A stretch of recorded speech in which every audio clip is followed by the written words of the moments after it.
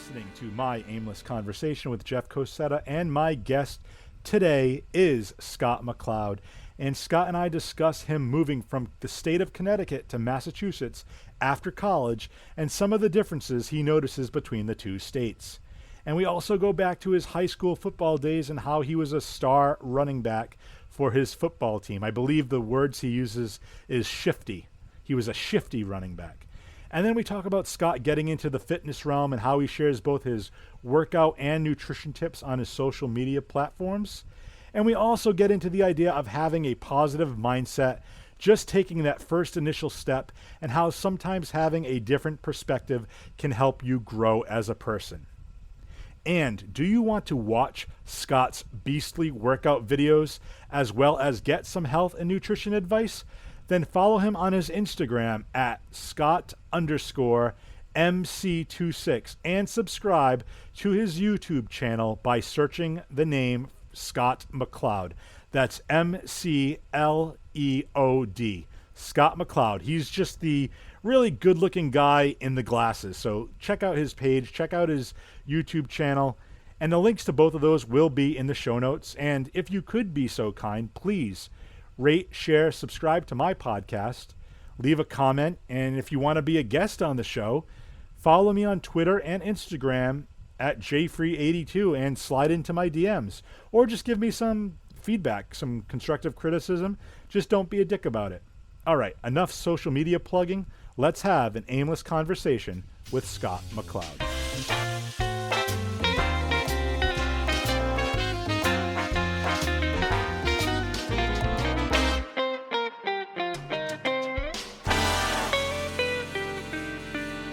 For you, like, I've never got a chance to travel with you, so I think this is kind of fun because it's kind of a blank slate. Like, I know you well enough from just talking with you day to day at work, but I don't know, like, I'm not gonna, like, I want to almost treat this like a first date. Like, Yeah. hey, what's your favorite color? Like, where did you go to school? What did you major in? I mean, those are all the things I want to talk about, but then I want to get into the crux of everything, specifically more of like your fitness journey and whatnot, because I think that's what I've like kind of orbited around you and kind of like really like honed in on, because I'm on my own type of thing, and that's how we really Yeah, kind of started talking about doing the podcast in the for first sure. place. For sure, But man. yeah, so ladies and gentlemen, for those that don't know, this is Scott McLeod. You already heard me talk about him in the intro, so you already know his name. But this gentleman is what I like to call, and I don't want to embarrass him or put him on the spot, but I've already mentioned to him in person. He is the living superhero, the living Superman, in my opinion. He has the glasses and he's very well put together, wearing his suit and tie like Clark Kent. But once he loosens up that tie, he rips that shirt. The dude is friggin' Superman. He is jacked to all heavens. And we'll get into that toward the second half of the interview, because I want to plug all your stuff and talk about some of the stuff that you're doing upcoming and what's on the horizon. Yeah. But I just want to kind of get to first just to know you in the general sense of where, I'm based out of Massachusetts, and we both work out of Massachusetts. Are you born and raised, or have you lived in different areas of the country? No, so not born and raised in Massachusetts. And before I get into that, Jeff, you give me too much credit with that introduction there, but I do appreciate that. And thank you for having me on, man. My Oh, aimless you're welcome, dude. This conversation. is awesome. Hopefully we get pretty aimless here, have a good time. I'm sure we will. But to directly answer your question, no, I grew up in Connecticut and always lived in Connecticut until I went to college, went to Providence College. So I was there for 4 years. And then right after college, took the job that I'm currently working, moved on up to Massachusetts, and here I am. Well, I was down in the Foxborough area, down in Plainville specifically, and now I'm up in Quincy. And I've been in Quincy for a little over a year now. The reason I mention that is because your voice, you have a very good voice. You always have it's like an even keeled, like level voice, but you don't have the typical New England accent. I grew up in like southeastern Massachusetts. You'll hear me sometimes if I talk fast, I'll drop the R's in my wording. So it'll be like, again, same thing, park the car. I hate that cliche, but you'll hear that come out sometimes. And I've worked very hard, and it almost came out right there. I worked very hard to kind of watch the way the tonality of my voice and the pitch and my speaking voice, because again, doing presentations for work, traveling for work, doing Yeah. these high level presentations, you have to kind of watch that. And it's always been something that I've worked on. And I noticed that just talking with, certain other people that work around us, is you hear that accent come out because they're born and raised in Yeah. the area. And now you're living, south of Boston, you said, correct? Did I mishear that? Yeah. Just south of Boston in So Queens. I'm sure like when you go out, whether I don't know if you're a bar person or you like to like, it's kind of tough right now with COVID, but like, pre-COVID, while you're going out, while you're doing all this stuff, just talking to other people, socializing, like it might be like you're kind of like that needle in a haystack, the sore thumb that sticks out, and the fact that you A little bit. sound differently than anyone else. So I don't know if that helps you in your social life when you're meeting new people, to have people gravitate toward you just to have a different voice and whatnot. I was just that's just something I picked up on, and I wanted just to get your just to Yeah. kind of get your idea It's behind funny that. you say that and bring it up in a work context, because that's the atmosphere that I've noticed it the most when we go out to different parts of the country. Folks out there will say, they'll point to someone that I'm with and they'll say, like, oh, that man, like your accent is strong. I notice it with you, but I don't notice it with him. And then they point to me. And I'm like, yeah, like I guess I don't have that Boston accent because I grew up in Connecticut, but does that even make sense because they're so close in proximity? So how is that even possible? But I guess Well, it I is. I also find it's funny. Like, I don't know if you've ever watched like any YouTube videos, and this is perfect when we talk about aimless conversation, because this is what something I'm branching off into right now. There's a lot of YouTube videos where they go through like the different states, and even where you think of something like Oklahoma, Texas, and like all like the Midwest like type Yeah. states, and they talk about the different dialects and accents With that within you those have right there. within those states that are like right on top of each other. Yeah. Okay. And I don't know if you're a fan of The Office, but there's an episode called, I forget what it is, but it's a later in one of the later seasons where they play this game where it's like the murder in Savannah, and they start talking about they're doing different accents. They're supposed to be from Savannah, and somebody's doing like and it's Ed Helms' character Andy who's saying that, I believe it's Pam. Oh, you're doing more of a Florida panhandler accent, where you want to do more of a Savannah, which is like sweet molasses. And he does this whole like dialect, and it's so good because it doesn't make you, it really makes you think, rather like, even like states, like you said, right on top of each other, where, Yeah. to go right over, cross the border from one state to the other, which like a 20-minute drive, can have like different dialects and different accents. So Yeah. to your point, I think it only benefits you in the role that you're in now, which it benefited me as well. Cause, specifically for me, where, you and I are both in different areas of Massachusetts, but when we travel, and you, like you said, you're in a different state or a different, even a different country sometimes, because we travel to Canada sometimes.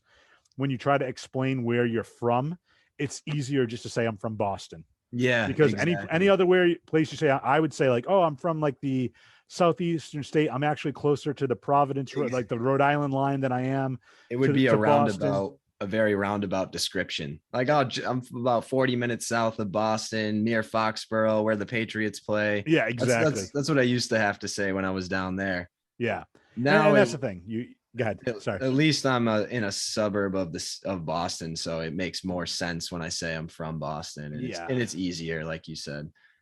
yeah. It's just, I just find it interesting on how the dialects like change. Even, and I don't even know, like, how long have you been living just south of Boston?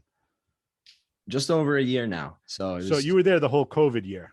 yeah, So you really haven't, have you had a chance to venture out and check out the area, or not? enough enough to be dangerous. I know a good amount of places. My sister is also in Southie, so I've shipped it on up there a few times. She showed me around the city for the most part. I got out there occasionally, Yeah. at least. Check out some local watering holes or some Yeah. restaurants or anything. Yeah. I'm more of a restaurant guy. I'll be honest. I kind of left the watering holes behind me in my college days a little Smart. bit, or at least tried to, but nothing like sitting down at a good restaurant, getting a good burger, having that occasional beer.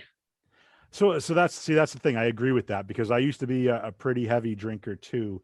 And we can kind of get into this in a little bit, but yeah, traveling for work, I'd be drinking all the time. I'd be eating at restaurants, like horrible at restaurants all the time. Every time you're traveling, eating airport food when you're, in between flights and stuff like that, and you have a layover, and it was just making bad choices all around. And we'll get into that. I'm going to put a pin on that because I want to talk about eating habits, because I want to talk specifically to you about breakfast, because that's a question Okay. that popped up into my head. All right. But I want to get back to the whole growing up in Connecticut thing. Have you noticed from moving here in the college, the college years and to the Providence area, any glaring differences between where you grew up in, like, Massachusetts? The glaring difference, the realization that um I'm from Connecticut, and everyone's like, Connecticut? What's Connecticut? Like the highway between Massachusetts and New York. And I think I came to that realization after I left, where, yeah, it's great to always remember where I came from. And I love going back to visit and reconnecting with some of the old buddies. But I did come to that realization pretty strongly that, like, I needed to get out there and see more and do more. And especially traveling on the road, I'm like, what's so special about Connecticut? Connecticut people are probably going to be like, oh, this guy, like, bad mouth in Connecticut. But Well, give something positive then. It'll be like a compliment sandwich. Like, you'll say the negative thing, let's say something positive to even out the scales. yeah, I mean, that was the biggest thing. I just noticed a striking difference of, there's so much more to do around here. It's lively, it's happening. But to get to the positive of Connecticut, um, I think it taught me a lot of great lessons. A lot of, I grew up in that small town where everyone kind of knew everyone's business. You learn how to navigate that type of situation. And I think a lot of positive could come out of that. I had a very close knit family, a lot of family dinners, a good upbringing. I really have no issues or complaints that I can say about that. I was very blessed to be in that situation. So it served its purpose, no doubt. And it allowed me to be where I am today. I wouldn't be here if it wasn't for that. So I guess, so like I was saying earlier, that's where you find value in returning back, to remember where you came from, to return back. You get more excited to go back because I'm not always seeing my parents. So when I go back home, I get to see them again. And Well, I think it's kind of like a thing too. Like, I think it's a twofold. I think it's, one, it's nostalgia, like just dredging up old yeah, memories. But to your point, I think it also kind of like reinstills your values, like in the sense that this is where I came from, and look at how far I've come, or look at the progress I've made in my life, but still not yeah, forgetting where you've come from. I think that's really, really cool. yeah. It's a good reminder of how different things are, yet how similar they could be, and those sentimental feelings that you get when you return to those specific places, or smell that specific smell, or hear that familiar sound. It really hits you deep down, but it also gives you perspective of, wow, this is like, I've grown so much, and I've changed so much, and here I am now versus where I was then. Perspective is a great word. I love perspective, because I believe in that. I always believe, whether it's an argument or trying to understand, like, another, if there's a conflict, or understanding it from the other side, I always think about taking a step back and trying to understand something from somebody else's point of view, because that's only going to make you a more well-rounded person, and make you, like, just more knowledgeable about what your own beliefs are, as well as, understanding where somebody else might be coming from. So you might not agree with them, but you can understand. And that's like one of the first steps towards, bridging the gap, and kind of resolving that conflict, or, Yeah, I think that has carryover to pretty much everything. You hmm can put that in a political context. You can put that in a social context, in a intimate relationship hmm context. There's so much carryover, and it's very powerful, and it's a productive thing to do. and it's we'll talk about this a little bit later, because we're going to talk about health and wellness. But it's also, I think it's also a good tool, or an exercise to use for your own mental health and wellness to be able to, essentially understand where somebody else is coming from. So if you have any type of animosity or something towards a particular person, or even like you said, whether it's like a social context or an intimate relationship context, you have the tools, and it's less that's going to affect you mentally and emotionally to be able to kind of separate that and step back and put that perspective in. Yeah. And learning from someone else's perspective is like injecting bits of wisdom into yourself. You may not have gone through a similar, well, you will not have gone through the exact situation because it's always going to be unique and individualized. Maybe you haven't even been presented with a similar situation, but to hear that perspective from that person in that current situation, you may face that situation sometime in the near future. And maybe it looks a little familiar because of some productive and deep conversation you had with someone where you actually allowed yourself to listen to their point of view. You're absolutely right, and I love how you said that, because you put it a lot more eloquently than I ever could, because I used to say that all the time. Like, the more you talk to other people, the more you learn about yourself, because I think Exactly. that perspective, man, is just like, just to hear somebody else's opinion or thoughts on something. Again, I might not agree with it. We talk about a political climate, we talk about a social climate. There's tons of stuff out there that I'm not going to get into the weeds with that, because that's very, Yeah. very divisive. But at the same time, it's like, yeah, man, like, just try to understand where somebody else is coming from, and that's going to eliminate a lot of the any hostility or anything that could get dredged up because you have differing opinions. Exactly. Some people are so hesitant to get into that other perspective, and they're so up in arms of how could someone believe that. But that's exactly the question that they should ask, but they should ask it in a different tone. How could someone believe that? Let me find out. Like, let me massage this curiosity Right. and gain that perspective. And a lot of it's just like having that perspective from both parties can also lead to common ground, where you can, again, agree to disagree but still have that common ground. Yeah. And speaking of animosity, and this is another great, what I like to call in the biz, a segue. This is where I would say, speaking of animosity, growing up in Connecticut, what baseball team did you root for? Ooh, I was a big Sox fan. Okay, you And were. to the extent where I thought I was going to be playing shortstop for the Red Sox. Oh, really? So, okay, that's a great segue, because I want to talk about school too. Did you play any sports in school? Not in college, but growing up, I played sports my whole life. I played high school football, high school hockey, baseball. I stopped, I believe it was my sophomore year. Football became very serious. I was moving into a more serious role and position on the team. And it was a lot to handle for my immature mind back in high school. Looking back, I not that I wish that I stuck with it, but I came to a realization that I just wasn't as mentally tough as I needed to be able to handle it all. But back then, I convinced myself like, oh, I'm just gonna stop to focus on football, and who knows? Maybe there's a little truth in that, but I guess I look back with a critical eye for some reason. I've always been hard on myself, but to answer your question, yeah, high school sports was So, the what extent. position did you play in football? I was a running back and a corner on defense. Okay, okay.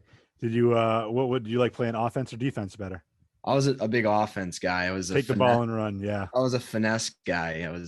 I ran low to the ground. I hid behind the lineman. I had a great big offensive line. Definitely the biggest in the state, hands down. I was very blessed to run behind that line, let me tell you. Hidden behind them, low to the ground, great balance. I was shifty in between the tackles. I would not say that I was open field fast. Like, if I broke free, someone's faster than me. Someone can track me down. Someone can catch me from behind. And it happened in a few games. I'm not going to lie, but inside 20 yards, inside the tackles, I was shifty. I was good balance, low to the ground, as I mentioned. Well, I love that, because, so to kind of go back to what you're saying, I think we're all, and I think it comes with maturity, to your point. I think it's not impossible, but it's very hard to sometimes not look back and wonder what if, or play that game. Yeah. It's very tough, but I'm in the same boat. Like I didn't play a lot of sports in high school. I was more of the quiet kid. But when I first moved, I moved from basically their neighboring towns, but from Fall River to Somerset. My parents were friends with the coach of one of the high school football teams. And I was around 13, so I was still in middle school at that point. But I was still a big dude, and he was trying to get me to play football. And he's like, "You can," and I just never had like I grew up in a, and this is not a knock on my parents, but a very much of a lazy, like, don't put in the effort type of thing, which it's hasn't served me well in all my years. And now I'm trying to reverse that, as I start entering my middle-aged life type of thing. But I'm trying to turn this ship around right now, and Yeah. Yeah. but it was just one of those things. Like, I always wonder if, like, what if I decided to do that. I remember in gym class, like, we were doing we doing like intramurals type thing, and we did like a wrestling week, Greco-Roman wrestling, and I loved it because, again, I'm a big dude, so they put me with other bigger kids, and I was like taking them down and pinning them. I'm like, oh, I would have loved to have done this, but I didn't have. I don't know if you want to call it the drive or whatnot, or just like the fortitude to go after it, and Yeah.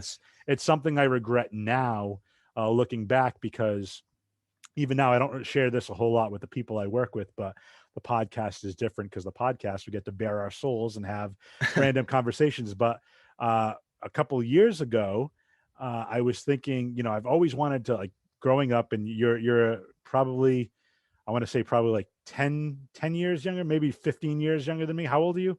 I'm 26. Yeah, so you're like 13 years younger than me. So you didn't grow up in the golden age of the Ninja Turtles, the teenage. I'm sure you know them, but like when I was a kid growing up in the late 80s, early 90s, it was all about the Ninja Turtles, and I wanted to take karate so bad, but I never pushed my parents to doing it. Well, fast Yeah. forward, I'm 36 years old at the time, and I finally decided to go, hey, if I don't do it now, I'm never going to do it. I don't want to look 10 years from now and be like, I wish I would have done it when I was at Yeah. least somewhat athletic and before all my bones Yeah. hurt, and I had a bad hip and a bad knee. So I ended up getting into it at 36 years old. And it's like, I love it. Don't get me wrong, but it's like, it's something I look back and I'm like, if I would have done this when I was 15 or even 10 years old and I stuck with it, kind of to your point, like, where would I be now? Yeah. You know? I think there's a lot of great information in what you just said. And I love how you're phrasing it in the way that suggests you want to try that now. You want to do that now. I'm going to take the action now. Since I wasn't able to do it as a kid, or didn't do it as a kid, or whatever the answer might be there, but you still turn it around into, well, I'm going to do this now. Why not do it now? It's never too late. I'm going to go out there and I'm going to try it, because the after the fact, the regret that you would feel when we get even older of, why didn't I do this or that? I think that regret is far more painful than going through the struggle of trying to push yourself now. Yeah, I would absolutely agree with that, because, and I'm glad that you recognize that. And, being, 26 years old, that's good that you're kind of recognizing that now too. And I think that's something that, not to sound like the old guy, but like the other younger generations are starting to realize, like, it's to the point now where it's like, you only have this one life, right? So, I think Yeah. older generations previous to me, the idea was, you go to school, you go to college, you get a job at a factory, an office, you work there till you're 65, and then you retire, and then you get to enjoy life. And I think that as we continue to live and realize these things, we start realizing, like, I don't want to have those regrets. I wish I would have done X, Y, and Z when I was young enough to enjoy it, Yeah. and I think that's, taking those chances. Even, it's Yeah. okay to be uncomfortable and be unsure of yourself when you try these new things. The fact that you're actually putting an effort in to try it, that's what's like, that makes all the difference. Who cares if you're awkward or if you stumble? That you're not gonna, and we'll get into this, we'll talk about like weightlifting. It's like anything else. You're not gonna go in there and bench, 250 pounds on a flat bench when you first start off. You have to Yeah. start light. You have to You work your way up. you may not even after 13 years. Right. Right. And that's an actually a great point, but the point is that if you don't even start it, No, I know. you're never going Not to to know what you can do. not to derail the positive point you're trying to make. Yeah. Yeah. Way to shovel all that dirt, dude. You're No, like, but you're exactly right, man. Like, get in there and just try it. And you may not be great, and you're probably not going to be great, but there's a lot more to be gained in cultivating that mindset that is necessary to continue, because it's not easy to continue and you're going to want to quit. But if you really summon and tap into that mindset of coming back at it again and again and again, and realizing that you're not the best and you're not where you want to be, but you're going to continue to do it anyways, because it's something you've always wanted to do. It's something that you finally decided, hey, I'm going to do this now, because I may not be able to do this when I'm older. right. And I'm taking that chance now. And but it's the same thing, like using karate as the example. My flexibility isn't the same that it was when I was, 10 to 15 years ago. So it's like, to try to get the same type of kicks and the height on some of the kicks that you need to do, I'm not going to be able to kick you in the head. I'll kick you in the hip, but Yeah. I won't be able to make contact with your face or the side of your head or anything, but that's okay. It's the fact is it's something that you want to set yourself goals for whatever. And even if it's like, I'll use the exact same thing with weight loss, like weight loss, lifting weights, being healthy. Like, I'm a bigger guy. I'm not like huge like I used to be, because again, traveling for work. Once I stopped traveling and I stopped eating like shit, I dropped like a good 40 pounds without even trying. I just cut out Yeah. like drinking, I cut out like soda, and that's it. I dropped close to like, I was like I want to say I was like 278, and I dropped down to like 250, give or Wow. take. Like I dropped like 28 pounds, and it was just like I just cut like stuff out and I started watching what I was eating. That was all that. Then you start working in the weightlifting and stuff like that. And so now, to kind of bring it all together, even if it's small steps with your goals and things you want to achieve, Yeah. that's what I'm doing right now. So now I'm looking at myself. I'm like, I want to get under 200 pounds. I'm roughly about 243 right now. Okay, not a big deal. Like, it's still 43 pounds to lose. I'm not going to look at it like I need to lose 43 pounds. I'm looking at it as I want to get down to 235. Yeah. 235. Once I hit that, let's see what else. I'm going to have to rework some stuff and get Yeah. there, and that's the goal. And that's Anyway. excellent, Jeff. That's great. There's a lot of power in setting those goals. And I like the way you said small steps. I always throw out a phrase, small, simple steps. And I got to give credit where credit is due. I did read Jim Quick's book, Limitless. It's like a self-help book, but also very scientific about the brain. Not to get it too far into that tangent, but he talks about the power of goal setting and uses small, simple steps.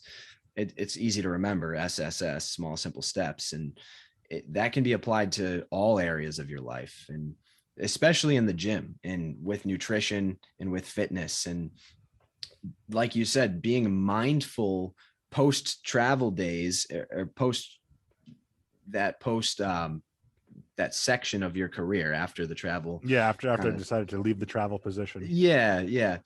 You just became mindful at first, and just the mindfulness got you down, what was it, 30 pounds or so? Yeah, 28 20 pounds. pounds. Yeah. And then now you have another goal in mind, but you're breaking it down into those small, simple steps. Like, hey, let me just do 10 of this first, or let me even just do 5 of this, or let me get to the end of the week hitting the food or the caloric requirements that I wanted to hit. And if you just really bring it down to day to day, week to week, what am I going to do to make positive changes? All of that's just snowballing in the background and compounding over time.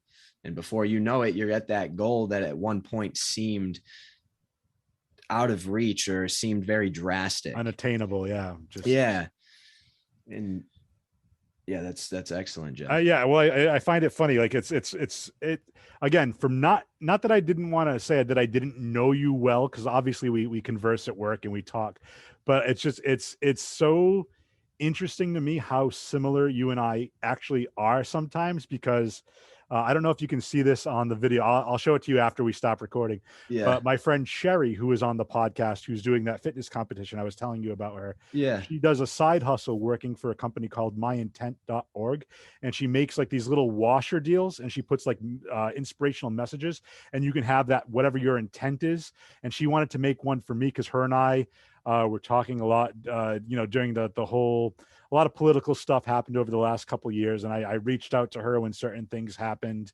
And I just wanted to make sure she was good. And we just started like reconnecting because we hadn't talked for like the longest time. But like once I started talking with her, it's like, we never missed a day. We never missed a beat. And we started talking. So I found out she did this My Intent thing. And she just goes, do you have a motto or a slogan or anything that you want? And I said, small steps. And Ah. she put this Oh, wow. on this necklace, and she engraved it with small steps. And then she sent me a picture of it, and she apologized. She goes, when I was engraving it, I actually, in the word steps, I actually messed up the T. I put the T over itself, so it looks like a little bit of a stutter. And she goes, do you want me to I'm going to just make you a new one. And I told her not to, because I like the fact that it's imperfect, because every step isn't always going to be a perfect step. Yeah. Sometimes you might stumble, and I just love the symbolism Yeah. of it. And it's just like you were saying, it's a mindset. Like, you know, I'm kind of plateauing right now with my weight loss. I'm kind of stuck at where I'm at.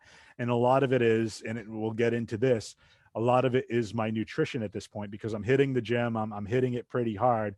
But if you don't clean up your nutrition, whether it's the, Mm. calories in versus calories out, or maybe I have some other type of genetic thing, which might be causing, maybe I need to rework my macros, something like that. And I Yeah. want to talk to you about your YouTube page. We'll talk about that Yeah. Yeah.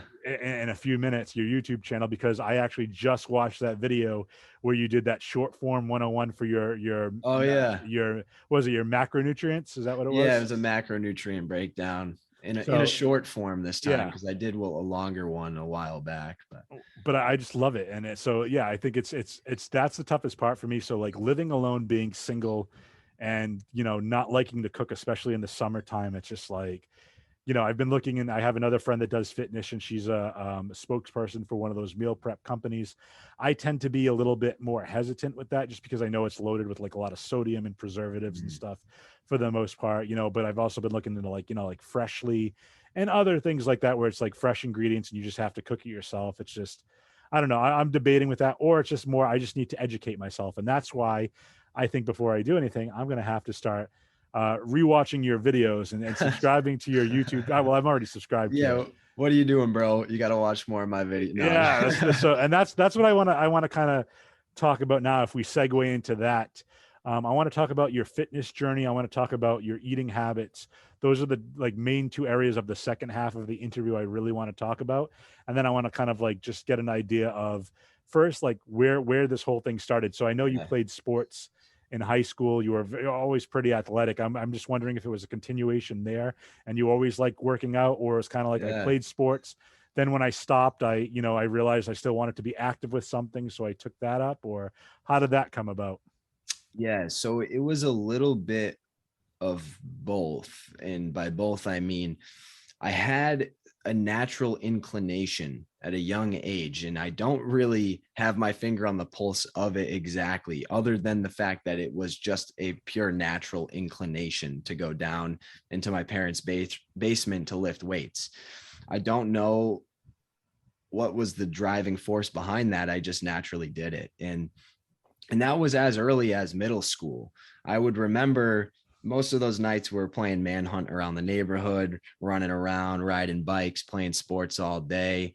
But I still, on some nights, would want to just go down there and try to lift weights. I didn't know what I was doing, but I would get a little workout in, and then I would run laps around the neighborhood. And I lived in a cul-de-sac, and you could run 4 times around it, and it would be a mile. So it was like a track.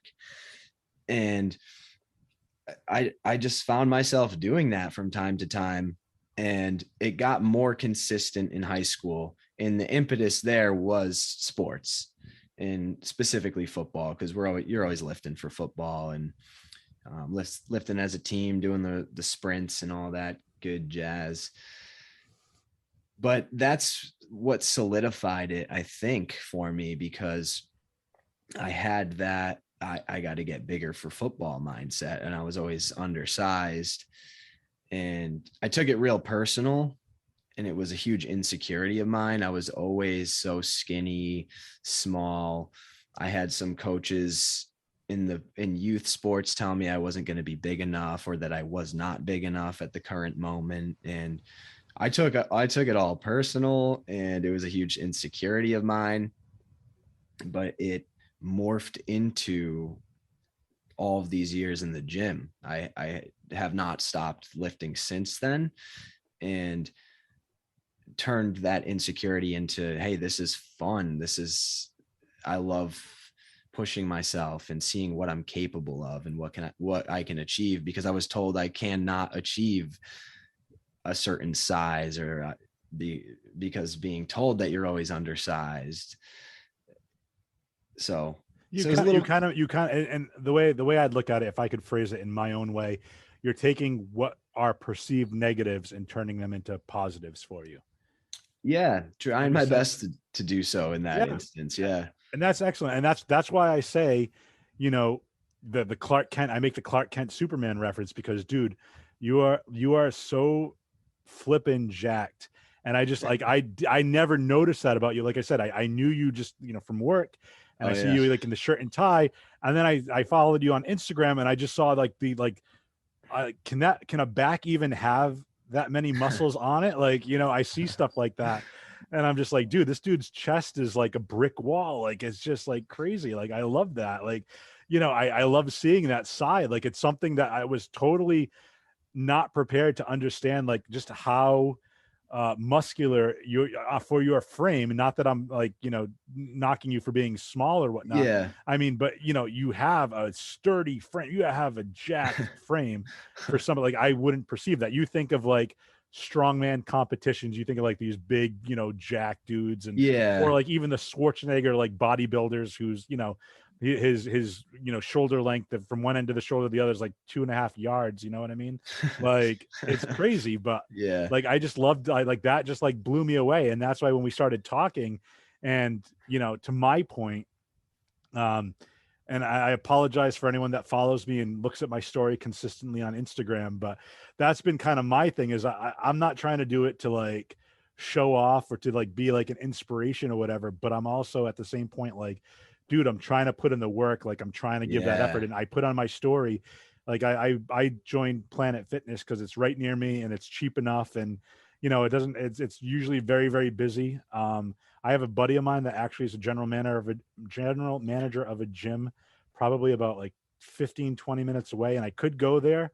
But it's also like $45 a month. And it's like, I don't want to spend that, even though the clientele, I'd probably have my pick of equipment because it's never going to be as busy as a Yeah. place that's like $10 a month. But long story short, I post to social media. I like posting just like me lifting. I don't have the best workout plan. Actually, when we finish recording, I'm going to show you my workout plan and like my Okay. general schedule, and then just get like have you give me some quick pointers. Okay. Not that I don't, I know you're trying to get into, are you getting into coaching, or is that just something you want to, or is it going to be like, are you looking to make a career or like a side hustle Yeah, of that? for sure. And at some point I envision having a website, coachscottmcleod.com, something along those lines, and be able to direct anyone interested on over to that website where I'll have downloadable programs. But this is something that I envision. This is something that has largely been brainstormed and thought out. It's a matter of having the best tools at my disposal to execute on the plan. I don't want to slap something together half-assed. I want to, I want to do more than my due diligence to make this a very clean, professional looking, downloadable program, mobile friendly. Within those, I want to have instructional tutorials.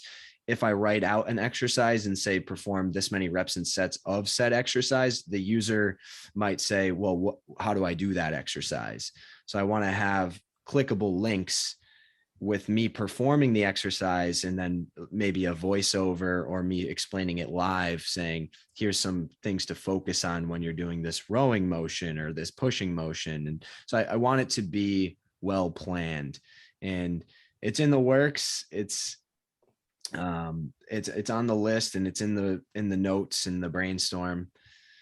But Well, I will say if you ever need somebody to do like a readout or like or voiceover for a commercial or just like an advert, like hey, if you want, we can you can sponsor the podcast too, yeah, and I'll give you shouts out, during the break for every time. I'll give a shout out to your website and whatnot so people can listening can hell go yeah. visit. But yeah, I was thinking again, this is me. I'm super cheesy, so you know I'm gonna give you this one free off the top of my dome. What you can do is you can have if you want to do like a superset of exercises, you can say. I was almost thinking of how the terminology. I'm on cloud nine. You can call Yeah. it the McLeod nine Yeah. super set of exercises for like but I and you can tell me to move on if this is not appropriate and you want to hold this because I don't want to give away all your secrets if this is something that you're going to start doing as a side hustle. But is there a particular like routine? So typically from my very basic understanding and knowledge and reading, I know from reading some different things, there's usually like a push pull, like you do a day of pull, you do a day of Yeah. push. So it's a lot of like, you do a leg day, you do a push day, you do a pull day. So it all works like different muscle groups at the same time. Um, for me personally, what I do is I try to work out 5 days a week.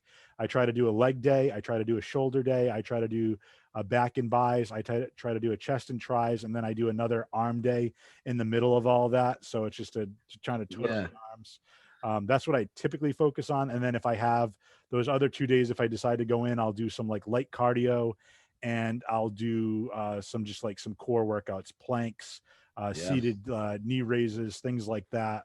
I don't really do treadmill just because I have a bad knee. So like I've been looking into rowing, I've been looking into like recumbent biking, things like that. So I don't want to give away all your secrets if you're going to get into that coaching point. So I don't want to say like this is what No, I suggest, no, but it would not be giving away any secrets. I'm happy to discuss. Um, but since you asked like if I was going to get into coaching, I wanted to elaborate a little more on the plan is sure. yes. And if one day I could be making this a career for myself, doing what I'm passionate about and what I love to do, that would be a dream come true. So I'm going to spend all waking hours outside of the 9 to 5 trying working hard to make this a reality. And that would again that would be a dream come true. That's something that I'm willing to put in the work for. And I'm enjoying the process, man. But to get back to the workout splits for the week, I've seen, and there is no one size fits all, and there's no one secret formula or recipe. And personally, I've experimented multiple methods on myself, doing a push pull leg, repeat type split, or well, so push pull leg, rest day, repeat. I've also done a bro split, the traditional chest and try, back and by, legs, shoulders, arms, all on separate days. I find that the sweet spot for me is to hit each muscle group twice a week. And I do more of a modified bro split to get to that to get to that goal of training those each body part twice a week. So for instance, if I were to do a traditional bro split where I just do chest and tries once a week and I don't hit that again until the next week because I break it up. I find that you would have to do a lot more volume within those workouts. So you'd be spending 2 hours in the gym. And it's just far too long if we're trying to get to the gym first thing in the morning, trying to race home to log in for work, living, doing other things, cooking, cleaning, getting your meals prepped, whatever else after that. So I've started doing more of that modified bro split where I'll give myself the chest and try day, the back and by day, and a leg day. So it's looking like a bro split to start the week, but then I move into push pull legs from there. So a push day, I'm hitting the chest again because it's chest, shoulders, triceps, all pushing exercises. That'll give me some extra chest exercises on the week. I'll be able to hit the shoulders, hit the triceps again. And then the pull day, that's back, biceps, rear delts, traps. Again, gives me that opportunity to hit my back again at a lower volume because I also have to get rear delts and biceps in there. So for me, that's the sweet spot. And then an extra leg day on Saturday. Legs twice a week can be pretty crazy. A lot of folks don't like to do that. I give myself what I call a by feel leg day, where I'm going to auto regulate as needed. If I'm extremely excessively taxed throughout the week because it was a travel week or because I was squatting extra heavy in the middle of the week, then when my by feel leg day comes around, maybe I lighten the load, but I increase the intensity, meaning I'll give myself less rest time, or I'll perform all exercises in superset fashion. So I'll alter those acute training variables, those reps, sets, rest time, tempo, time under tension. There's many ways to alter it, but I go with that auto regulation mindset of how am I feeling on that particular morning. Maybe it's just an oil change type day where I'm doing some cardio, I'm foam rolling and doing extra mobility, and then I'm doing light machine work to just pump extra blood into the area. I like to call that like an oil change type day. I love it as well. It's like maintenance. It's like maintaining. Yeah. I love it.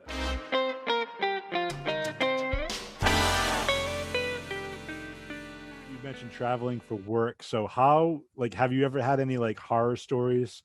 I mean, I'm sure you have your home gym when you're home, but like traveling, sometimes, if depending on what part of the country you're in, or if you're in a remote part, to try to find a gym, it might only be the gym at the hotel, or whatever. And it's just like, okay, well, you have to almost like do like a hybrid workout, or just essentially use the equipment that is available to you to kind of get that same type of workout in.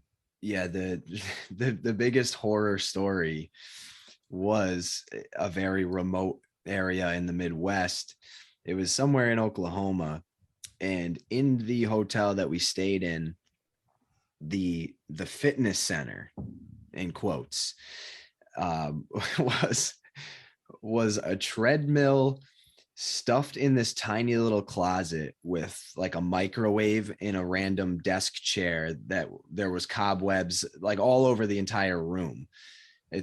There was no free weights, no dumbbell. Most hotels will have dumbbells up to 50 pounds and Right. one bench and a few treadmills, and I can make do with that and get a good workout in. But this, man, old treadmill probably didn't even turn on. I didn't even look to see it. I peeked my head in there and I was like, I can't do this. And in that actual town, there was, I think, a Chili's chain restaurant and a gas station and a Walmart. It's like there was no gym. In those instances, I would have had to have done better research beforehand and elected to stay in the major city as opposed to closer to the location that we would be working at. And then when those work obligations come around, just making the drive the morning of, because I would rather stay in the bigger city. You sacrifice, whatever for, one thing. Yeah, I'll wake up extra early. I'll do what I got to do to drive if I can stay in an area with the gym, with the grocery store, with the better restaurants. That makes perfect sense.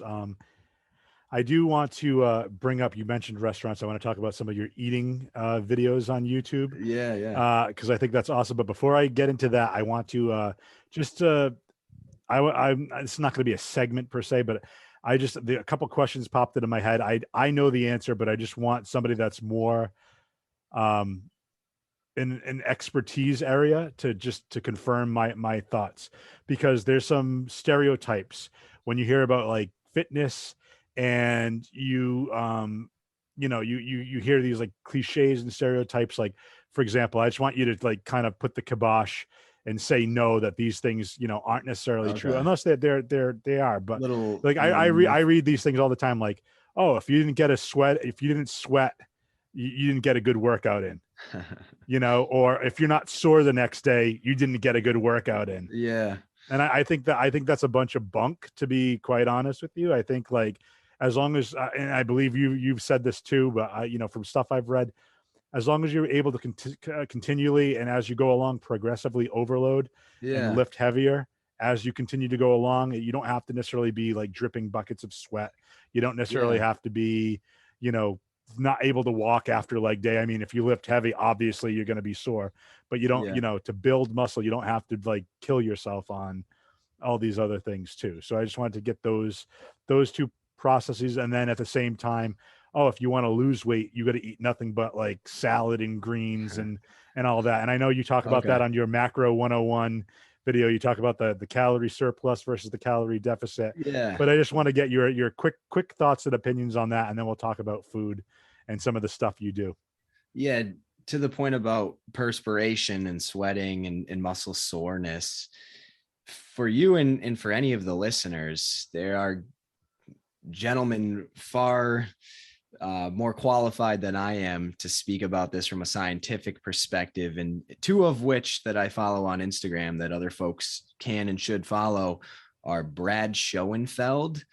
He is a researcher, PhD, author. I think he's a professor, but he is all about hypertrophy and strength training. And he's the one writing these peer-reviewed articles and reviewing articles. And he on a pretty consistent basis. I don't know if it's daily, maybe it's multiple times a day. I don't know his upload schedule, but peppered all over his Instagram is just abstracts of these peer-reviewed articles about. There was one recently about muscle soreness.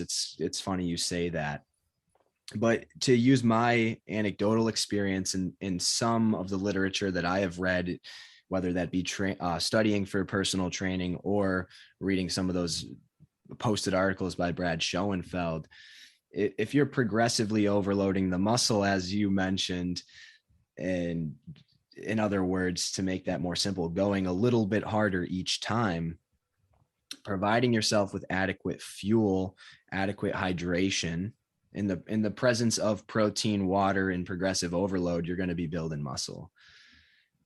You got to start small, simple steps, small steps like what you're wearing around your neck, and progressively overload from there. You can't go in there and completely kill yourself, overtrain, overtax the central nervous system, although hard to do. I will throw that caveat in there, but you got to be able to come back the next day and get a little bit better and a little bit better. So for the deconditioned athlete, for someone first getting into it, just be mindful of, am I going a little bit harder each time? How much harder? Just a little bit.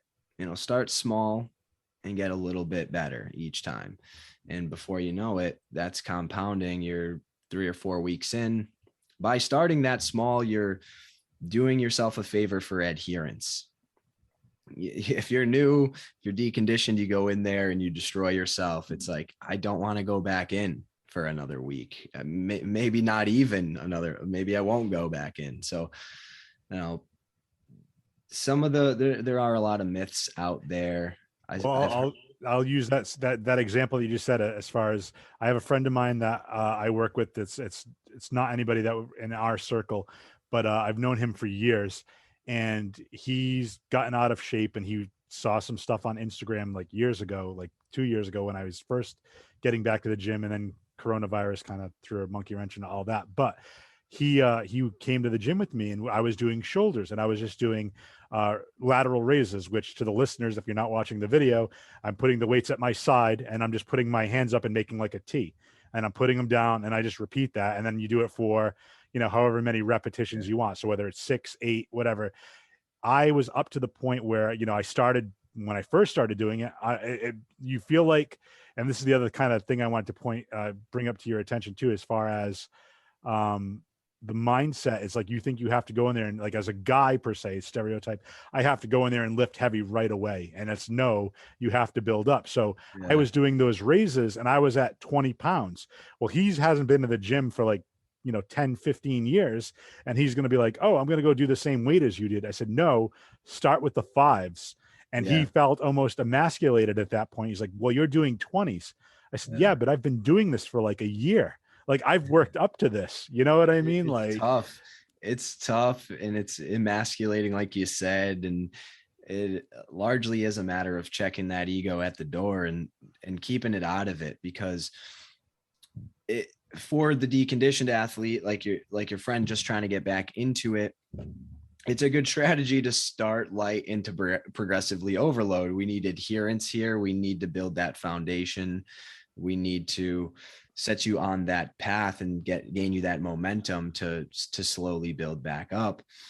But even for the experienced lifter like myself, like when I know I have to cut the weight down on certain exercises, it still gets you mentally. But to that point, you can always alter different training variables. So if we're cutting the weight down because we can't perform it, the other variables we can look at is, can I perform more sets at the same weight next week? Maybe I'm not ready to go up in weight yet, but I'm ready to add volume. I'm ready to perform an extra set the next week. Or maybe I can't perform that extra set, but I can slow the tempo. I can make the 5 pounds feel like the 20 pounds because I'm moving it so slow. And I'm pausing at the top at the hardest part of the rep. Or so there are ways around that feeling of, oh gee, this sucks. I'm lifting so light, by managing those other acute training variables. No, and you're absolutely right. And that's, I think that's the point. And that's why I love watching your videos too, because you're very even keeled and have that, it's like that cool, like temperament, like, dude, okay, it's another day. Here we go. And your editing skills on YouTube are great, like way better than I could ever do, which I think is fantastic. Like I hear the little pop, like, or the bell ding when it's like subscribe and pop, and you're like, here's the link to the description. And I just love all that. And I want to get into that, but you mentioned that there was 2 people to follow on Instagram. Yes. I want just, I'm going to have you mention the other one, and then I'm going to have you email me their handles, and I'll include those in the show notes so people can follow them. Yeah. The other guy that I'm typically looking at for scientific information is Dr. Lane Norton. A lot of people know the name if they follow the fitness industry. He's been on the JRE a few times, the Joe Rogan Experience. Thank you for clarifying. Yeah. So Dr. Lane Norton and Brad Schoenfeld, just scientific to the point. I like how Lane Norton will inject a lot of passion and a lot of kind of cutthroatiness, to make up a word. That's good. I love making up words. He's just very almost aggressive with the posts, but it's so funny. And I guess it attracts viewers being that way. Well, speaking of attracting viewers, let's talk about your YouTube channel. And let's get into that a little bit. You do have like all your different workout videos. You have that on both. You have long form on YouTube. And what I really like about it too is like you have different styles of videos. So you'll have like your food day that you do, and I'll get into that momentarily. But I also love like your it's like a travel blog. I'm on the road. Here I am. Like, let's go. I'm leaving my house early in the morning. Whatever I just landed. I'm in the hotel. I'm going to go here. I'm going to go get a workout in. Okay. Here's my breakfast. Here's this. Okay. Let's go get another workout in. And it just the way you cut it together, it's so entertaining to watch. And I just love watching your transitions there that you do when you edit the videos. And I also love how you use the time lapse a lot in your videos, because I've seen a couple of those. Dude, it's freaking fantastic. So I'll include the YouTube channel into the show notes, but just search for Scott McLeod. Look for the guy that's like the handsome fellow with the glasses. He's wearing a shirt, suit and tie. Click on it, watch his videos, because not only does he do those workout videos, I wanted to start talking about your food videos, because because of your stupid video, and I don't mean stupid in a derogatory sense, but just I'm such like one of those impulse buyers. I almost went out and bought, what is it? Is it Kodiak?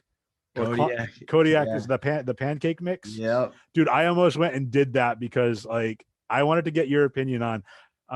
First of all, are pancakes the greatest breakfast food ever invented? Oh, or do you? Because I was looking at the thing, and you can make waffles from them too if you have a Yeah, waffle iron. I So am team pancakes. There's a big debate out there. I think it usually goes pancakes versus French toast, but you got to throw waffles in the mix too. I think that deserves um, to be the third category for folks to vote against. But I'm team pancakes. well, that's like well, Mitch Hedberg, the he passed away years ago, but one of my favorite comedians would always say that waffles are pancakes with syrup traps. So that's I just used to love how Yeah, he used to phrase that. But yeah, I love watching your eat days. I believe you also I haven't and correct me if I'm wrong because I kind of went through looked at your videos before. Did you do like a pizza video as well, like a healthy pizza yeah, video? a protein pizza. That's in the mix. And yeah, sorry, go ahead. No, no, no. So I was gonna say but it's to me, I love that you put that in there because you think about it when one of the other myths or stereotypes is like I said, you got to eat like vegetables. That's all you can eat, or you got to eat Yeah, like tons of protein. And you don't realize that where the industry is right now is that you can find protein. It doesn't always have to just be, chicken or tuna or turkey or lean beef. It can be in your pancakes. It can be on a pizza. You yeah, just have to make some alterations, but it's possible. And it's never gonna. Don't get me wrong. It's never gonna be like, oh, these pancakes taste exactly like those buttermilk pancakes with yeah, chocolate chips and or like a deep dish doughy pepperoni and onion with extra cheese. It's not going to taste exactly like that, but you'll still get similar taste. And if you experiment and play around with it enough, yeah. you can make If it's something that's good, if or it the equivalent. Yeah, if it I follow another guy, Greg Doucette on YouTube. He preaches if it's 80% as good, you get to eat that food all the time. For me, particularly, I never really had like I'll make myself that protein pizza, the protein pancakes, and I'll use the sugar-free syrup and the sugar-free barbecue sauce. And I I am not missing the full calorie content pancakes. I get to eat pancakes every single day. That's how I look at it. And if I wanted to, I could go from the pancake breakfast right into the protein pizza lunch. There, pancakes pizza. Maybe I have a macro friendly ice cream bar made out of Greek yogurt and frozen berries at night, and bam, pancakes, pizza, ice cream in the same day. And And it's all a healthy alternative to things that yeah, it also is hard to put the word healthy onto a food, healthy versus unhealthy. I think that's another, well, it's not a myth because yes, there are foods that are more nutrient dense. There are foods that are um, they provide you with more volume for a given serving size. So there are better choices, there are better selections that you could make, but at the end of the day, if you're panicking and stressing yourself out because you ate a handful of Sour Patch Kids, maybe you measured out those Sour Patch Kids and you ate the serving size of that Sour Patch Kids and it fit into your caloric requirements for the day. At the end of the day, calories in versus calories out, it's not going to be, if you are not in a caloric surplus, it will not be stored as adipose tissue, as fat.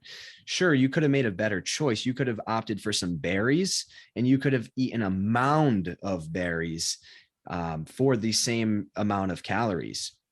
Sure, there's a better choice, there's a better alternative, there's one that provides you with more volume, but you don't always have to panic, especially if you're if you're being mindful of the serving size. If you go to the bag of Sour Patch Kids and you take down the whole bag, right. and that's why there's better choices, because that could make you want to continue eating those Sour Patch Well, Kids. I think that's part of it, and I also think that and it goes back to what we were earlier talking about as far as like generations and whatnot. I know the previous generations, like my grandmother would cook for us when I was a kid. I would stay, both my parents were working, so I'd stay with my grandmother like on, after school and whatnot. And she would cook like French fries, and she would use lard. You know what I mean? Like you're cooking with, and I think as generations continue to get more educated, Yeah. and with the, you know, the calories and the serving sizes and everything now being Yeah. placed on everything, I think it's easier to make smarter choices. That it doesn't necessarily mean you will, but you know, Yeah. if you see something and you see, oh, this is a serving size, and then it's like, oh, but servings per container is 3.5. If you eat half that container, you're not eating that serving size. You know what I mean? Yeah, You that's a know? great point. And being mindful of the serving is going to be the answer in reality, because when you approach that food item and you assess whether or not you can fit this into your requirements for the day, you got to know what the content, what the calories are, the protein, carbs, fats for the given serving. Like, can I fit a serving of this in? And the answer is right there on the actual item. And I think folks have a convoluted perception that if you're whipping out the food scale all the time, you're far too regimented, and you're I look at it the complete opposite way. It's like, it's so enlightening when you whip out the food scale and it's like, wow, this is 100 grams of berries. This is a volume snack. I get to eat this mound of berries and remain satisfied and satiated. And it's a pretty delicious treat, in my opinion. Like, you know, the fruits and they can taste good too. It doesn't, um, But and it, you're absolutely right. But and I think the other kind of the other side of that is being mindful and not necessarily educating yourself, but and I don't mean to knock anybody that doesn't. I don't want this to come off derogatory, but I think a lot of people don't comprehend when they read a lot of the labels, because I think a lot, like you said, you were saying yeah, the words healthy versus unhealthy, you know, versus like nutrient dense and whatnot. But I think like a lot of people, like companies per se, like companies are in the yeah, business to make money. You know what I mean? yeah. So they'll say no sugar added. Doesn't mean there's not sugar in it. You know what I mean? But I think subconsciously, like that like tricks people to be like, oh, this is healthy. Like, Yeah. you know, like, or even like diet sodas. Everybody's like, go to a diet soda. If you're drinking soda, you don't want that sugar. And depending on the type of artificial sweetener they use, guess what? That doesn't mean, to your point, you know, having a glass of diet Coke or diet Pepsi is one thing a day. But if you're like, oh, it's diet, there's no sugar, I can drink the whole bottle in a day, all that artificial sweetener is probably not the best for your body either. You know what I mean? That's another one that I wouldn't group into the same category, actually. Is that I'm a proponent of the diet soda, the diet pop. They're called Powerade Zero or Gatorade Yep. Zero. I drink those all the time. Um, and to go back to Lane Norton, that Instagram account, he just recently posted a study about some artificial sweeteners in diet sodas, and basically shot down the myth of, you know, they're destroying microbiome in the gut, and they're quote unquote unhealthy. There, I'm sure there's more to it if anyone wants to read completely into it, but I am of the mindset that sure, the chemicals may kill me one day, but it is far more unhealthy to possess higher levels of body fat, just given the downstream effects of cardiovascular disease and other types of Diabetes. chronic conditions. And Yeah. yeah, it's far more detrimental to your health to be of a higher body fat percentage than to consume a diet soda because you're afraid of the Right. chemicals. Like, if you're gonna opt for the regular Coke or the Diet Coke, drink the Diet Coke all the time, have as Right. many as you want. If that helps you get off the regular soda, because Right. soda is calorically dense. Or Hmm. so I wouldn't group that into the same category when we get back to talking about like companies in the business to make money, because I like the diet options. And you know, Well, it's funny you say that, because I'm not. I guess my original point was just to not. And I learned that just the fact that you told me that, so I'm going to have to check out that article. But to me, more along lines of like portion control. I'll have a glass. That doesn't mean I can drink a whole bottle of like a 2 liter bottle of Diet Coke in a day and be like, oh, again, not that it would do any adverse effects on me based on like what we're talking about. But even here, I have my blender bottle. I bought those packets of Gatorade Zero. So Yeah. I just, I fill it up with water. And if I'm looking for something sweet other than water, I mean, other than like a soda type thing, I'll drink this. I have like the Propel Zero Yeah. packets. I use Mio water flavor, the Mio Zero Yeah. stuff. Those are great options, man. The Gatorade Zero, I'm hammering those all the time. Yeah. Lately, I've just been buying a BCAA supplement because of the taste. And in the one I get, there's coconut water powder in it for hydration. And again, that's a sweeter alternative. All of these BCAA supplements across the industry, they're so tasty. And so I, instead of re-upping on the Gatorade Zeros or the Powerade Zeros, which is what I would drink 90% of the time, I was like, oh, I'll just drink the BCAA supplement because I like the taste. And then maybe I'll have a seltzer water with my meals as a treat and sipping regular water throughout the day.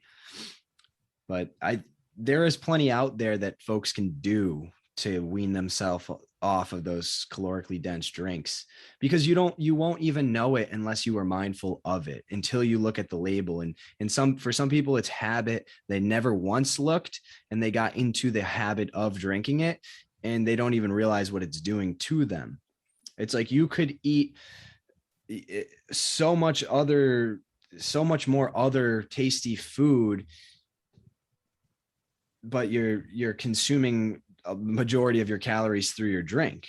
And or maybe you're doing both and you don't even realize it. Well, it could be the same thing when you go out to the bar. It's like we were talking about that we don't really drink anymore. Yeah. I was doing it just from a health perspective myself, because it's like, it's there's a lot of empty calories in, like, if you have like, oh, I had like 5 beers tonight. Well, like, think about that. Like, I'm not going to mention any companies because I don't want to get them mad at me, just in case they ever want to sponsor it and this podcast blows up. But yeah, you know what I mean? Like, you have a beer, or you have, a couple of, my drink of choice was always, I was never big into like something that would have to sip, because I'm not I don't like the taste of alcohol. So I would do shots because it's like real quick and you're in and you're done. I mean, if I had to have a drink of choice that I would nurse, it'd be like a Captain and Coke, or something like that, rum and Coke.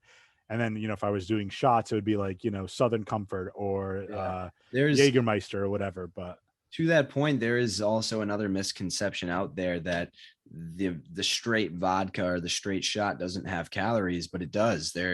Energy is derived from alcohol. I believe it's 7 calories per gram. So you would have to know the grams of alcohol in the beverage of choice. But I've heard people say, oh, I'm just drinking the straight vodka, there's no calories in this, or I'm drinking the High Noon, there's no calories in this. I'm like, well, the energy is derived from alcohol, meaning alcohol has calories. Calories are just energy. And there are calories in alcohol too. So yeah, I mean, so in summation, look at the labels. Like, if you're especially from your health, if you're trying to be on a healthy mindset, it doesn't hurt to weigh out and figure it out. So go on to Scott's YouTube page, check out his videos, especially on the short 101 macronutrients, because he talks about how you can break down depending on your body weight, if you're looking to maintain or lose weight or get into a deficit or a surplus. Like, he gives you formulas, or at least explains from his perspective how he would calculate based on his body weight the amount of grams that he should be having for proteins, for fats, and for carbs. And it's a great breakdown. It's a quick 6-7 minute video. Definitely check it out. And then we talked about, at the same time, not only on the food you eat, but also when you're thirsty and you need to grab a drink, be mindful of what you're drinking. Now, speaking of thirsty and thirst traps, let's talk about your Instagram. See that segue, sir? Do you see that segue? That was, I had that in the back of my mind. That's a good segue, but it also reminds me of something that we talked about a little bit earlier. Yeah. Okay. I don't know. You just destroyed my segue, but that's cool. I'm sorry. No, it's all good. It was an excellent segue. My intention was not to destroy it, but no, it's all good. It was something you said earlier that I wanted to comment on and forgot to comment on, but it's Yeah. along the same lines. And you were saying that at that point in time we were talking about the smaller frame. Like, yes, I'm not the biggest boned person, and you were shocked that underneath it all you saw it as a pretty well developed physique. And it made me begin to realize or think about the notion of how I wanted to come off as. And this does relate to thirst traps. And I was always afraid to be perceived as anything but humble. And I would always stay covered up. In the gym, those who have ever worked out with me knew that I was always wearing sleeves. And I might have worked out with folks or friends that were wearing cutoffs or the bodybuilding tanks, the stringers. And I was afraid to come off as anything but humble. It's like I want to stay covered. I don't want to conceal myself. So when we talk of thirst traps and attention and viewership, it was a mental battle for me to ever post anything without a shirt on because of that internal feeling of I don't want people to think that I'm looking for attention. I don't want to come off as anything but humble, but I understand the business in the game that the shirtless photo is going to get more views on a video, or if I use it as a thumbnail photo, or it's it does all relate. And I'm But sorry if I may, no, this is good though. I'm glad you did this because I want to circle back now. We're talking about mindset and the way you perceive things and having, that perspective to step back. What if instead, and I get, it's a difficult mindset to overcome because you don't want to be perceived as anything but humble. You don't want to come off as a braggart, yeah, braggadocious, or as you don't want to be Gaston from Beauty and the Beast. You don't want to be this big show off, buff dude. I get that. But at the same time, I don't think there's anything wrong with being proud and showing off that the work uh, that you've put into your body and being like, yeah, this is the end result of all the effort and hard work that I'm putting in. Not that you're doing it as a braggadocious or to show off, but almost to be like, this is me. This is what others can accomplish. yeah, I can inspire people because, dude, like I'm looking at those Instagram photos. That'll never be me. I know that. But I'm also at the point where I'm like, dude, if I can look like a tenth that good, like that inspires me to go out and work harder and to, yeah. and And that's take the small step that we right. talked about. Yeah. And that's a great perspective there, Jeff, and something that I can certainly work to incorporate more into my mindset is looking at as, this is something that I am passionate about, and this is my hobby, and this is something that I've worked hard on in silence for years. And in silence, because of the fact that I was afraid to share it because of what I thought people would think, but when I start to reposition my mindset in that manner that you just suggested, that allows me to continue stronger than ever and to continue on and to know internally that I shouldn't care what anyone thinks because I know why I'm doing it. I know I'm doing it to help as many people as possible and to stand by and be proud of my passion and my hobby. So it's kind of sad to think that I was hindered by a negative mindset in the past, but it was very difficult, and it was, and at times still is, a mental struggle to expose that part of myself, and something that I'm still learning to navigate, but navigating it stronger than I ever have before. First of all, that's excellent. And I also want to point out that I don't think it's a necessarily always like a negative mindset thing either, because the way my mind is perceiving it too, is it could just be like what's the word I want? Like an evolutionary thing.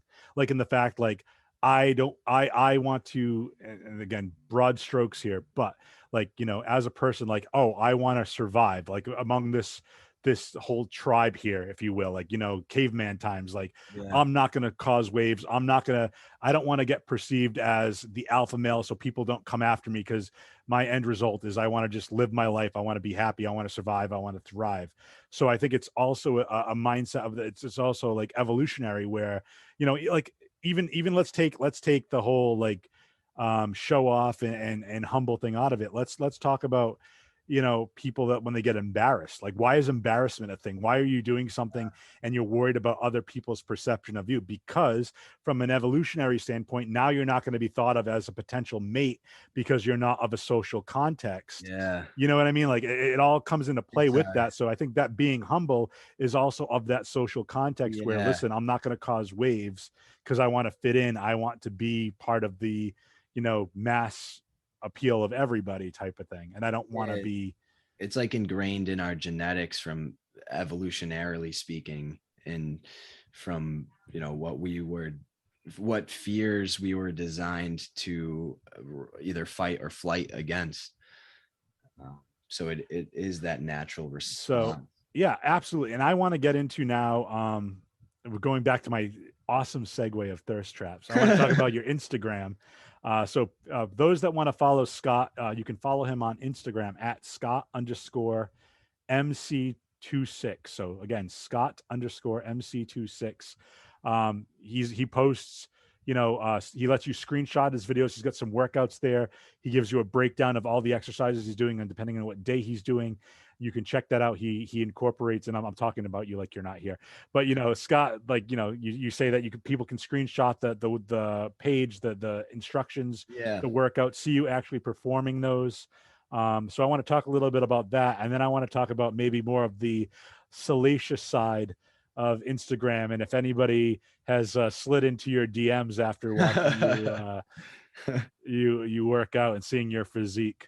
Yeah. So we're starting with the Yeah, just start with talking about like, because yeah, we'll leave the fun like salacious stuff for the end as we wrap up. But yeah, okay. Yeah, so that's exactly right, Jeff. There's on the actual Instagram page, there was some workout details provided with slides within the actual post. Other more recent Instagram reels direct the viewer on over to YouTube to go get the free workout details on YouTube. So there's a little bit of both. And yeah, the exercises, reps, sets will be provided. And if you read an exercise, maybe I say, I don't know, do 4 sets of 10 spider curls, and you've never heard of a spider curl, you can see me performing the exercise.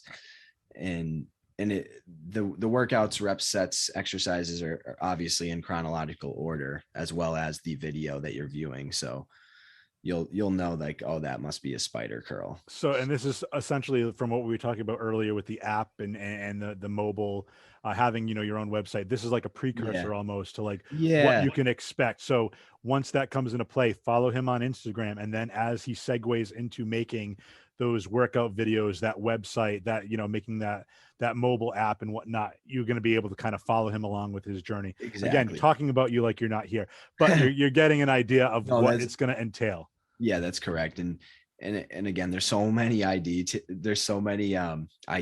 that I can elaborate on, and so much that I've brainstormed. But in short form, I will have a location where you can hear a description, whether that be a voiceover or a live description of how to exactly perform the exercise. So maybe I'll make short in the interim, and as I continue to create more content and progress in that nature, maybe I'll do shorter form YouTube videos of, hey, my 3 favorite back exercises at the moment, and do a voiceover of focus on these mental cues while you perform it. So it's coming. The content is continuing to pile up, and there's so much on the way and so many ideas in the work. But thank you for the support, Jeff. And Oh for no, I actually have an idea. I'm not going to tell you on the podcast because I don't want somebody to listen to it. Not that we have like a huge following, but I don't want somebody to listen to it and copy that idea, because I thought of something that okay. might kind of separate you from some of the pack with other people that are doing it. But I'll it's just an idea that I popped in my head. We can spitball if you want to listen to it. Yeah. We'll talk about that. Yeah. But yeah, getting back to more of the fun stuff on Instagram. You got any of these people seeing those thirst trap pictures that you're posting and sliding into those DMs? Have you ever gotten anything like that? I had a few people call them thirst traps in like an excessively jocular fashion. Got you. But my mindset jumped to like, if only you knew how much it took for me to actually post this to overcome that mindset of of being fearful of coming off as anything but humble. Like The I trepidation. switched to the serious part of it, even though I knew the person was joking. Right. It's just like, yes, Oh, just but because I know nothing. I know we work with a bunch of attractive people in our company, so I was just wondering if any one of those people happened to slide into those DMs, being like, No, "Yo, what's up, man? no, no. Let's hang out sometime." It, honestly, I know we were hyping up the listeners to listen to something juicy as we conclude, but I don't have the juiciest of stories other than a few unexpected DMs from people that you may have known in the past, but nothing crazy, honestly. So that we call that in the business a bait and switch. So Bait and switch. bait and switch. I led with the bait and nothing. We switched Yeah.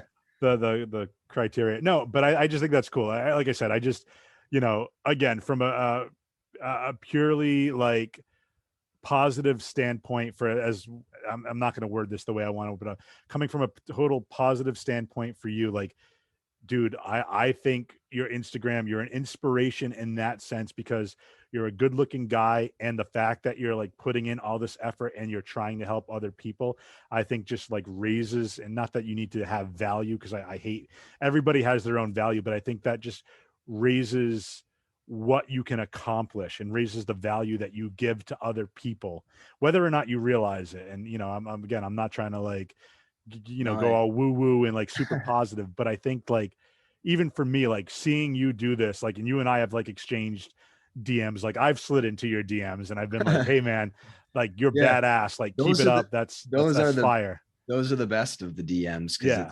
it's two people sharing that inspiration and rubbing off on each other in a positive way of let's keep this train rolling together, let's grow together, we're in the battle together, we know what it takes to get in there and work our ass off, and Yeah. and like, hey man, keep up the great work, that kind of stuff, the encouragement, the camaraderie, the community. Yeah, and it's just that encouragement too. Like again, not that I'm ever going to necessarily look like you, but you at the same point is, it's somebody that, I can follow anybody else, any other fitness person or whatever, and be like, I want to look like that, but I don't know. And you hear that a lot. A lot of people are like, oh, to get that, you're definitely going to need to use like some other supplements or some other substances, because you're never going to be a bodybuilder like that. But you're a person that I know in real life. You're a factual person that I can talk to, that has accomplished something that I want to get at least a sliver of where you're at now. You know what I mean? And Yeah, to have you there and be like, hey, this is a real person that I can talk to and chat with, and who's accomplished something, like in my mind, astronomical, even though you might not see it there yourself. Like I know all the hard work. I know just from being my frame and trying to like even slim down and build muscle, I know the hard work that I'm putting in. And that's like, again, a sliver probably compared to what you're doing. And not to compare the two, but I'm saying like, hey, look, this is an end result that's reachable and attainable, even if it's not going to happen tomorrow night. With those small steps, I can continue on and still work hard and put in the yeah, effort and get to a point where, hey, I might now be an inspiration to somebody else that's in my shoes currently, 5 years down the line, where, depending on what type of shape I'm in and I keep up with it, like, hey, this is attainable. I was able to do it. I forget what movie it is, but there's a whole thing. What one man can do, another man can do. It's been done, or what one man does, another man can do. I forget the official quote, but it's like, it's been done before. You can do it again. You yeah, know what I mean? yeah, man. Hey, thank you for sharing that, Jeff. To evoke any type of inspiration or motivation out of anyone, it really makes me feel great, and is the reason why I want to continue on this path I wanted to say continue, or to get into this, but I'm already into this, but to continue on that path is the Continue reason to why I start to expand in the expand. different There we areas go. of Thank you. fitness and health and wellness. Like, Yeah, it's that makes me so happy to be able to share and potentially help someone and let someone know that, like, hey, you can do it too, man. You, it starts with taking action. And in large part, in large parts of my life, and I was fearful to take action too. I talked a little bit about that notion of fear a moment ago with the shirtless pictures and stuff, but I have been fearful and had to overcome a lot of fear, and there still will be moments where you're going to have to bypass fear and push aside doubt. And but I want to, let people know that they can do it too. Like, don't look at this guy and say, oh, I think I can do that, or I wish I tried that, or I wish I did that, or maybe you look at it and say, like, oh, I can do it too, it's not that hard. For the Get into it and do it, and take that first step. And it's never going to be, it's not going to be smooth sailing all the time. It's not easy. And that you're in there grinding too. What it takes to get in there day in and day out and continue. Well, to your point, it's even if you take one step, you always have to take one step at a time. But even if you take one step and you kind of stay at that one step, you're already a step further than when you were, Yeah. prior. Yeah. And I'm a big proponent. We talked about it a little bit earlier about like looking back in nostalgia and wondering what if. One of my other, I don't know if I coined the phrase or if I heard it somewhere else, because I don't want to take credit for it if somebody else already said it. But like, if you're walking down a road, you can't be moving forward on that road if you're continually looking back. You know what I mean? You can't walk a straight path if you're continually looking back. Yeah. So it's just kind of like put one foot in front of the other, keep your head down, keep looking forward, and things will happen. And then when you decide to stop and then look back, you'll see how far you've come. Yeah. And I think that's an awesome mindset to have. It starts with the action. Are you actually going to do it? You actually have to take that step. And that kind of sounds basic and cliche, but that's the hardest part. You can be a dreamer and have these lofty dreams, and that's great. We should all have big dreams and plans in place in the blueprint, but that blueprint is just going to wither away without the action. It's just going to be the idea. I was in physical therapy for a pec injury / shoulder injury, and there was a golfing poster on the wall, or some wall art. I don't know if it was a poster exactly, but it was someone on a green early in the morning, and there was still dew on the grass, and there was footprints going through the dew. And the caption on the painting or poster was like, some people are dreamers or have dreams, and other people wake up in the morning and get after it. It didn't say that exactly, but something along those lines. It's not verbatim, but Yeah. generalized. And I agree with you. I think to everybody listening, that's what, it doesn't even have to necessarily be fitness. Like you were saying, it's anything that you want to accomplish, a hope, a dream, or a hobby. It's the same thing with the podcast. Like, I love talking to people. I love interviewing. I've already had one where I kind of got into talking about like pop culture and nerd stuff, but I also want to get better at interviewing people. Yeah. So I thought, why not create a second podcast? I have a whole bunch of group of friends and coworkers that I can bring on and have as guests, and I'm comfortable with them. I can talk to them. I can learn more about them, and I can get better at interviewing. And if that happens to lead to something larger down the line where I can get into doing more like radio interviews or something along those lines, or, my dream was always to be like a Conan O'Brien or a David Letterman or I don't want to say Jimmy Kimmel, but my favorite late night host of all time is Craig Ferguson. And I would love to be, something like that, have a talk show and just have somebody come on, sit behind a desk and just shoot the breeze with them and have some fun. And there you go. And you're working. This is the first step. You're taking those steps towards that goal. Right. And as well as anyone that it requires work. You have to learn the behind the scenes. You have to learn the equipment, the technology, and it is work at the end of the day. And in that sense, it's not always going to be easy. There's always more to learn. There's always more to create. There's always ways to get better at what you're doing, but you can't let that amalgamation of work prevent you from pursuing that. Like there's going to be work and obstacles and things you're going to have to learn, but don't let that hinder your progress. Like take the step.